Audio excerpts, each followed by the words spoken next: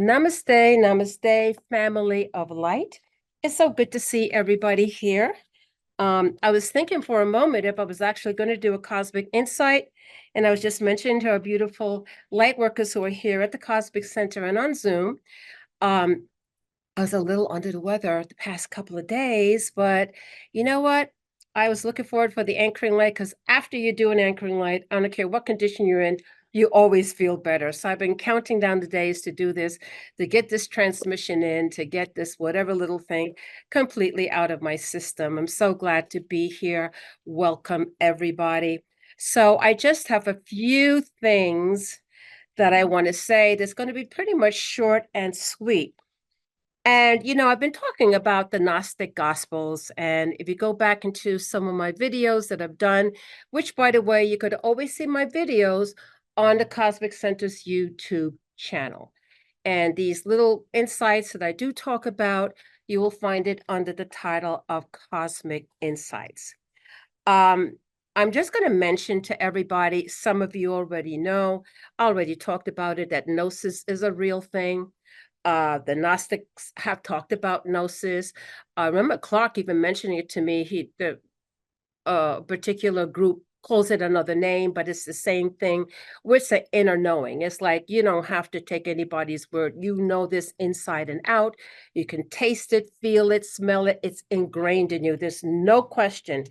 It's a real thing. And as I said, it's like, getting the gifts of the Holy Spirit. That's real too. It's a real experience. So part of that, I'm not going to go into how that all came about, but just like all of us are seeking to know the truth. What is our purpose? Why are we here? I have a sense of mission, of purpose. We have a sense of this timing that's taking place now.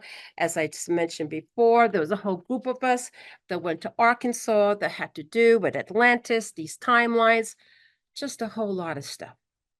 But what I want to say today is a quote from the Gospel of Thomas. And the Gospel of Thomas is one of the Nag Hammadi Gospels. And you got to think, and I've mentioned this before, now we can access all kinds of information that we're not able to access before because it was always predicted those things that have been hidden will come up to the light of day once again. And here we are. And my famous quote is, you could access the Library of Congress on your phone. That's where we are. So claiming ignorance is no longer an excuse. And Jesus the Christ has talked about knock and the door will be open. Seek and you will find. But I will tell you about that journey. Okay. And basically the Gospel of Thomas, Jesus said, he says, hey, the journey is going to be unsettling. Like, what? The journey is going to be unsettling. Anyway, this is a direct quote. And it says, and I purposely brought my book of notes because I've done a deep dive on this. I've studied this. This also corresponds to the Emerald Tablets by Thoth, what Thoth has to say. They're all saying, and many other cultures, they have a particular theme, maybe expressed in different ways, that the storyline remains the same. So in the Gospel of Thomas, Jesus says, the seeker should not stop until he finds. When he does find, he will be disturbed. After being disturbed, he will be astonished. Then he will rule over everything. First, we have to shatter the illusion, and then we will find liberation.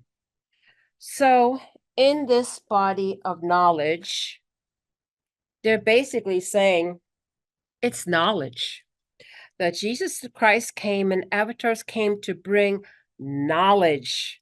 Okay, you have to know what's going on. And one of the things that also from a long time ago, Jesus said, and this is another in hell, do not be deceived. Do not be deceived. Deceived by who? The enemy, there's many different names, but he said, do not be deceived. Now, we have to look and think, and the whole idea is to start thinking and using our critical thinking skills. I'm sure everyone here has experienced deception in some form. Everyone has. And we know what that's like. You're trusting, you believe, and then you become deceived, which is purposely done, maybe connected a lot to betrayal. Okay, but deceived and the word deception. If it's happening right here, right now, and we've all experienced to some degree, and then you go back and you look and you say, you know what? I think this history was written by what? The victors. And we're only hearing their side of the story. What about the other group? Are we being deceived about what they have to say if they have an agenda? And that allows and says, wow, I really now have to question everything. Another thing that struck me a long time ago, and I'm going to say this is about maybe, I don't know, I was on my, well, I've always been on my path, but like consciously, maybe it's 20 years ago, 25, who knows time, but I will tell you this. I remember, oh, I know when this was. This was just the beginning with the internet coming in. So that's how old I am. And somebody wrote in caps and they said, trust nothing. I was like, oh my goodness, why would somebody say trust nothing? What's that all about? And that, of course, is before I had my rose-colored glasses knocked off my face by Toth. He says, here's the Book of Earth, and I was in shock. Now, this is what the good news is. This is the good news, okay? I know there's stuff as we go down this journey is daunting. I'm not gonna lie, it's daunting. It's daunting, and it's very hard when you say, wow, my whole paradigm and belief system and all of this has been this way, and maybe that's not everything, because I can't figure out, why does this stuff keep on happening on this planet? Why is there so much suffering? Why? We've always been asking, like, who created this? Who made this? Why is this happening? And it's in that knocking that Jesus said, keep on knocking, keep on knocking. Because at some point, the veils are going to start to separate. You're going to come into new levels of consciousness and awareness. You're going to seek further. And guess who you're going to find along the way? Other people who are seeking too. And everybody starts exchanging notes. Hey, did you read about this in a Gnostic God? Hey, did you know that the Colburn Bible says this? Hey, did you know that the Babylonian, did you know? Whoa. And now they even have, hey, do you know that there's stuff, even the government, the CIA, FBI, they also have stuff. Okay, I always like that. That was the name of the movie, Men Who Stare at Goats. Okay, you haven't seen that? That kind of tells you what that's about, where there is knowledge about beyond the five senses. There's so much going on, ladies and gentlemen. There's so much going on. But guess what? We're going to have to dive into it. Say the truth shall set you free. But before you have the truth, you have to have the knowledge of the truth, not be deceived, and not go into gray like, I think this is it, I'm not sure. You have to wait until the clarity and you begin to receive gnosis. And it's intense. I will tell you, it's intense, but it's liberating at the same time. And as I will tell you this, the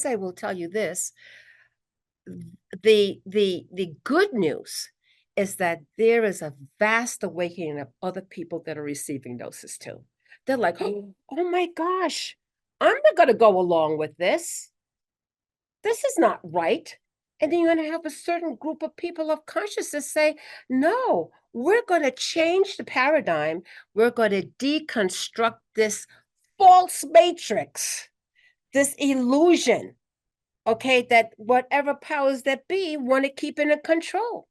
And that's why it's so important. We need to wake up to remember who we are, because we are the Adam Kadmon. We are the divine human. We come from the highest aeon. We have great power. Everybody in the multi-universe knows it except us. And there's an agenda for us not to know who we truly are. And I quoted before, and I'm going to quote it again. It's just like Harriet Tubman. And who I said Harriet Tubman was, she was a freedom fighter. She was enslaved and she freed a lot of other slaves. She didn't just free herself, she went back to free others. But you know what she said? This is her quote. She said, I could have freed so many other slaves, but they did not know they were slaves. You know that's called indoctrination. You're born into it. Parents did it. Their parents did it. This is what the school says. These are the books to read. These are not the books to read.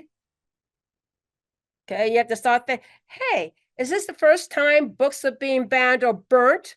We just had a thing, somebody burning the books in the public library. No, go back in history and see how many times that has happened. This is nothing new. There is nothing new under the sun. Nothing new under the sun. So, all I'm going to say, and this is my mantra, I'll have more stuff to say at some point in time next week and others when I'm feeling better. But I really think it's important for everybody to knock on that door, seek and you will find. And as I said in the Gospel of Thomas, Jesus says, it'll be then, okay, that you will be liberated and you will be free.